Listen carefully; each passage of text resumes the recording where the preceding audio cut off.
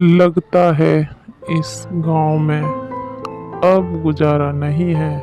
अब मुझे दूसरे गांव जाना चाहिए काम करने के लिए।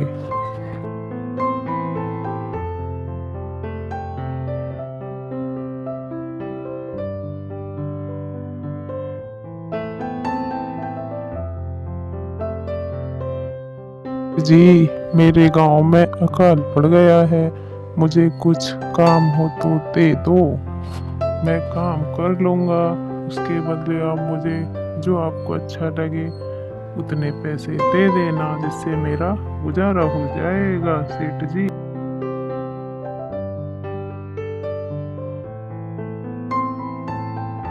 क्या काम करना जानते हो आप? भैंसे पालना जानते हो? मेरे पास भैंसें हैं। आपको उनका चारा पानी खिलाना है और गोबर बाहर डालना होगा। हाँ सेठ जी, मैं कर लूँगा, क्योंकि मेरे गांव में कोई काम ही नहीं है। सुनो रामू, आप कान खोल के सुन लो। मेरे पास 50 गाय भैंस हैं। तुम्हें उनका चारा पानी खिलाना होगा और समय से उनका गोबर डालना होगा और दूध भी निकालना होगा। ठीक है? क्योंकि मैं आपको 1 महीने के 200 रुपए दूंगा और 2 वक्त का खाना भी दूंगा। ठीक है? हे भगवान, 50 गाय भैंस! लेकिन क्या करूं? कोई और भी काम तो नहीं है मेरे पास। ये तो करना पड़ेगा। लेकिन सेठ जी, मेरी एक विनती है आपसे। बोलो रामू, क्या बात है? सेठ जी, मैं गांव में नया हूँ। क्या आप मुझे अपनी गौशाला में रहने दोगे? क्योंकि मैं कहाँ रहूँगा सेठ जी। आपने खाने का भी व्यवस्था कर दी है, मेरे रहने की भी और कर दो सेठ जी। देखने में तो शरीफ और ईमानदार लग रहे हो। चलो ठीक है, तुम धन्यवाद सेठ गौशाला जी। में। ठीक है सेठ जी।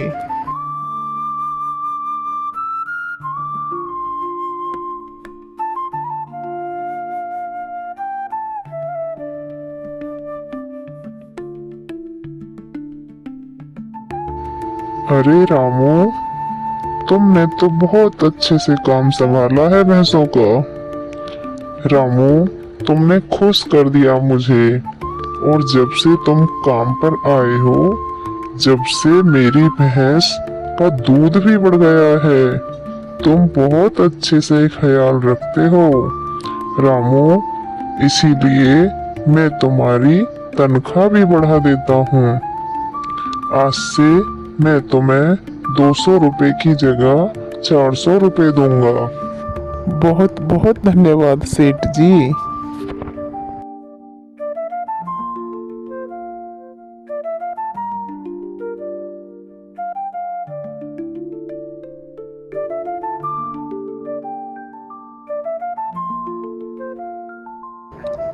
मेहनत कर करके अब मेरे पास थोड़े पैसे जुड़ गए हैं।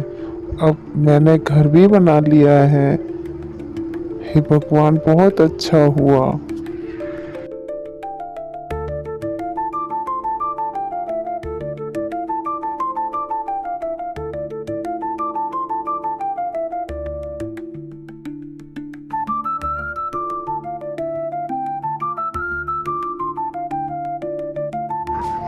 सेठ जी, मैंने सुना है कि गांव में चोरी का माहौल बढ़ा हुआ है। और सेठ जी, मेरे पास कुछ पैसे हैं। मैंने उन्हें जोड़ के रखा है और मैं सारे दिन आपके यहाँ काम करता हूँ। ऐसा ना हो कि मेरे पैसे चोरी हो जाए और फिर रात में ही सोने जाता हूँ। मुझे उन पैसों की चिंता सताती है। हाँ रामू, तुम ठीक कह रहे हो। तुम अपने पैसों का ख्याल रखो। ऐसे में तो तुम्हारे घर में चोरी होने का खतरा ज्यादा है। ऐसा है, आज से मैं तुम्हें रामू की जगह भूषण कह करके बुलाऊंगा।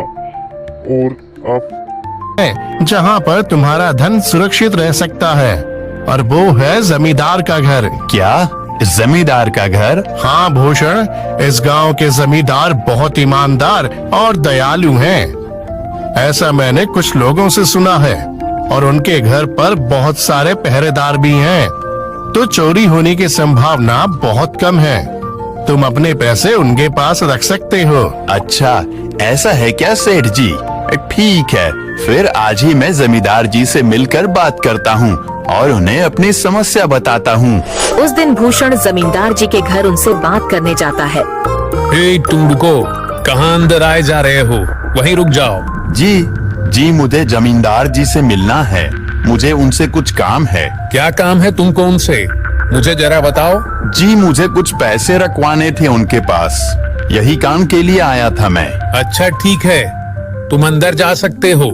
नमस्ते जमींदार जी, मैं भूषण जगत सेठ के यहाँ काम करता हूँ। कुछ साल पहले ही मैं दूसरे गांव से यहाँ आया हूँ। अच्छा भूषण, बोलो तुम्हारा क्या काम है मेरे पास? जमींदार जी, मैं सालों से जगत सेठ के पास काम कर रहा हूँ और मैंने कुछ रुपए भी जमा कर लिए हैं, पर बात यह है कि गांव में चोरी की समस्या बहुत बढ़ गई है, तो मुझे अपने रुपए घर में रखने से डर लग रहा है। अच्छा, कितने रुपए जमा किए हैं तुमने? जमींदार जी, यही कोई 5 से 6 हजार रुपए होंगे मेरे पास। वाह, ये तो बड़ी रकम है। मैंने आपकी ईमानदारी के बारे में लोगों से बहुत सुना है, इसलिए मैं अपनी रकम आपके पास कुछ वक्त के लिए रखने आया हूँ। हाँ भूषण, तुमने बिल्कुल सही सुना है। तुम्हारी रकम मेरे पास पूरी तरह से सुरक्षित रहेगी। तुम अब चिंता ही छोड़ दो, मैं सब देख लूंगा। भूषण अपने पैसों की थैली जमींदार को दे देता है। ये पूरे 5,800 रुपए हैं, आप गिनकर देख लीजिए। गिनने की क्या जरूरत है, तुम तो जगत सेठ के आदमी हो, मुझे तुम पर पूरा विश्वास है। जमींदार जी, आपका बहुत बहुत धन्यवाद। अब मुझे चोरों का कोई डर नहीं है, क्योंकि मेरे पैसे सुरक्षित हाथों में हैं। अरे भूषण, कोई बात नहीं, धन्यवाद तो मुझे बोलना चाहिए, जो तुम मेरे पास आए अपने रुपए रखने के लिए। भूषण अपने पैसे जमींदार को देकर अपने घर चला जाता है। हाँ भूषण, तुम्हारे पैसे मेरे हाथों में ही अच्छे लगते हैं। ऐसे ही भूषण ईमानदारी और मेहनत से जगत सेठ के यहाँ काम कर रहा था। देखते ही देखते 2 साल ऐसे ही बीत जाते हैं। एक दिन भूषण सोचता है, अब बहुत साल हो गए जगत सेठ के यहाँ काम करते हुए। वैसे सेठ जी तो बहुत अच्छे इंसान हैं, पर सोच रहा हूँ कि खुद की जमीन लेकर उस पर मेहनत करूँ, तभी मैं बड़ा आदमी बन सकता हूँ। अब जो मेरे पास थोड़े कुछ पैसे हैं और जो जमींदार के पास कुछ पैसे संभालने के लिए दिए हैं, वो जमा करके थोड़ी जमीन खरीद लूंगा। आज ही जमींदार से मिलने जाता हूँ और अपने रुपए मांगता हूँ। ये सोचकर भूषण जमींदार जी के घर चला जाता है। जमींदार जी, मैं अपने रुपए वापस लेने आया हूँ। आपके पास मैंने 5,800 रुपए दिए थे संभालने के लिए। अरे भाई साहब, मैंने पहचाना नहीं आपको, वैसे कौन हो आप? अरे जमींदार जी, मैं भूषण हूँ। पिछले साल मैंने आपको पैसे संभालने के लिए दिए थे, याद आया कुछ? अरे भाई साहब, मेरे पास कितने सारे लोग आते जाते हैं पैसे रखने के लिए, और सभी के साथ मेरा अच्छा व्यवहार होता है। वैसे आपके पास कोई कागजात हैं क्या? क्योंकि मैं हर व्यक्ति से कागज पर ही व्यवहार करता हूँ। किसने कितने पैसे दिए, किसके कितने पैसे रखे हैं, सबका व्यवहार रहता है मेरे पास। जमींदार जी, ये आप क्या बात कर रहे हैं? आपकी ईमानदारी देखकर ही मैंने आपको पैसे दिए थे संभालने के लिए, और आप अब ऐसी बातें कर रहे हैं।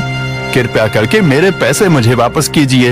हाँ भूषण, मैं ईमानदारी से ही काम करता हूँ, इसलिए तो तुमसे मैं डॉक्यूमेंट्स मांग रहा हूँ। क्या तुम्हें पता नहीं, जब तुम किसी से पैसों का व्यवहार करते हो तो तुम्हें स्टाम्प पेपर पर लिख कर देना पड़ता है। तुम किसी से भी पूछ सकते हो। नहीं जमींदार जी, मैं आपके पैर पड़ता हूँ, कृपया करके मेरे रुपए मुझे दे दीजिए। बड़ी मेहनत से मैंने वो पैसे जमा किए थे, मुझ पर ऐसा अन्याय ना करें। अरे क्या ये झूठ मूठ का रोना धोना लगाया है?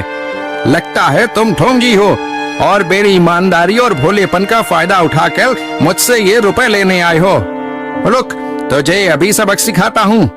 जमींदार अपने आदमियों को बुलाकर भूषण की पिटाई करने को कहता है। इसे तब तक मारो जब तक ये बेहोश ना हो जाए। इस 2 कौड़ी के आदमी ने मेरी ईमानदारी पर सवाल उठाया है, इसे छोड़ना मत। जमींदार के आदमी भूषण को डंडे से खूब मारते हैं। फिर भूषण दुखी होकर अपने घर चला जाता है। भूषण के शरीर पर घाव के निशान स्पष्ट दिखाई दे रहे थे। 2 दिन से भूषण घाव के दर्द के कारण जगत सेठ के घर काम के लिए नहीं जा पाता है। इसलिए अगले दिन जगत सेठ भूषण के पास आ जाते हैं। वह देखते हैं कि भूषण खाट पर सो रहा है और वह बड़ा ही चिंता में नजर आ रहा है। भूषण भाई, तुम 2 दिन काम पर नहीं आए, क्या हुआ भाई? तबीयत ठीक है ना तुम्हारी? कुछ समस्या है क्या? अरे सेठ जी, आप खुद यहाँ आए हो। आप खबर भिजवाते तो मैं खुद चला आता। अरे भूषण, कोई बात नहीं, तुम्हें देखकर लगता है तुम बीमार हो। क्या हुआ है तुम्हें? जगत सेठ, क्या बताऊं, जिस जमींदार के पास पिछले साल मैंने अपने पैसे संभालने को दिए थे, वो आज मुझे पैसे वापस नहीं करना चाहता। वो बहुत लालची इंसान है, वो लोगों को ठग रहा है। और जब मैंने बाद में गिड़गिड़ाना शुरू किया तो उसने डंडे से मार मार कर मेरी पिटाई करवा दी और मुझे वहाँ से धक्के मार कर निकाल दिया। अरे बाप रे, ये तो बड़ा ही गंभीर विषय है। मैंने तो जमींदार के बारे में अच्छा ही सुना था, पर मुझे भी नहीं पता था कि वो इंसान इतना गिरा हुआ है। तभी मैं सोचूं, हर साल उसकी संपत्ति इतनी ज्यादा कैसे बढ़ रही है। मुझे माफ कर दो भूषण, मैंने ही तुम्हें जमींदार के पास जाने को बोला था। गलती तो मेरी भी है। नहीं जगत सेठ, आप तो मेरा अच्छा ही सोच रहे थे। ये तो उस जमींदार का लालच है। अब लगता नहीं मेरे पैसे उस जमींदार से वापस मिलेंगे भी। भूषण, मेरे पास एक तरकीब है जिससे मैं तुम्हारे पैसे तुम्हें वापस दिला सकता हूँ। जगत सेठ भूषण के कान में सारी तरकीब बताता है। ठीक है सेठ जी, हे ऊपर वाले, ये तरकीब कामयाब होने दीजिए। अगले दिन जगत सेठ बहुत सारे पैसों को एक सूटकेस में भरकर खुद जमींदार के घर जाता है। अरे जगत सेठ, आज आप खुद यहाँ? बोलो भाई, इस गरीब के घर कैसे आना हुआ? हमारा तो ये सौभाग्य है कि आप जैसे धनी आदमी के चरण हमारे घर में लगे हैं। नमस्ते जमींदार जी। अरे जमींदार जी, आप तो मुझे अब लज्जित कर रहे हैं। वैसे मैं कुछ महीनों के लिए दूसरे राज्य में व्यापार करने जा रहा हूँ। मैं ये लगभग 50,000 रुपए लाया हूँ। मुझे डर है कि कहीं ये चोरी ना हो जाए। क्या आप मेरे सारे पैसे अपने पास संभाल कर रख सकते हैं? आपके सिवाय इस गांव में और किसी पर भरोसा नहीं कर सकता। अरे जगत सेठ, ये भी कोई पूछने की बात है? मेरे पास आपके पैसे बिल्कुल सुरक्षित रहेंगे। आप निश्चित होकर व्यापार करने जा सकते हैं। इस बार तो बड़ी मछली हाथ लगी है। बार बार ऐसा मौका नहीं मिलता। भारी माल हाथ में लगने वाला है। तभी वहाँ पर भूषण आ जाता है। अरे भूषण, तुम? अच्छा हुआ तुम आ गए। मैं तुम्हारे पास ही आने वाला था। मुझे माफ करना, उस दिन तुम्हें पहचान नहीं पाया। इतने सारे लोग मेरे पास आते हैं तो जरा परेशानी होती है, पर मैं अपनी बातों का बड़ा पक्का हूँ। हाँ रुको, मैं तुम्हारे सारे पैसे अभी देता हूँ। जमींदार भूषण के सारे पैसे उसे लौटा देता है। माफ करना भूषण, मेरे आदमियों ने तुम्हारे साथ उस दिन बदतमीजी की। मैं आज ही उनको काम से निकालता हूँ। भूषण बिना कुछ बोले वहाँ से चला जाता है। अरे क्या बात है जमींदार जी, आप तो अपने बातों के बहुत पक्के हैं। तो ठीक है, मैं अपने सारे पैसे आपके पास रख सकता हूँ। जगत सेठ इतना बोल ही रहा था कि तभी वहाँ जगत सेठ का नौकर आ जाता है। मालिक, अब आपको बाहर के राज्य में जाने की कोई जरूरत नहीं है। अभी दूसरों का धन कभी नहीं मारना चाहिए, कभी खाना नहीं चाहिए, उसका बदला लेना होता है। यदि तुम दूसरों का धन खाओगे तो दूसरे जन्म में तुम पशु बन करके उस धन को वापस करोगे। जितना लिया है उतना भरना पड़ेगा, या इस जन्म में भरो, इस जन्म में नहीं भरा तो दूसरे जन्म में भरो। इसीलिए कभी किसी का धन चोरी नहीं करना चाहिए और न ही खाना चाहिए। दूसरे का धन हमेशा उसे दे देना चाहिए। और जो भूषण के 5,800 रुपए हड़प लिए थे वो भी चले गए। आपका बहुत बहुत धन्यवाद सेठ जी। अगर आज आप ना होते तो मेरी सारी जमा पूंजी वो जमींदार हड़प लेता। भूषण, कोई बात नहीं। जो व्यक्ति मेहनत और ईमानदारी से कमाता है, ऊपर वाले उसका कभी बुरा नहीं होता।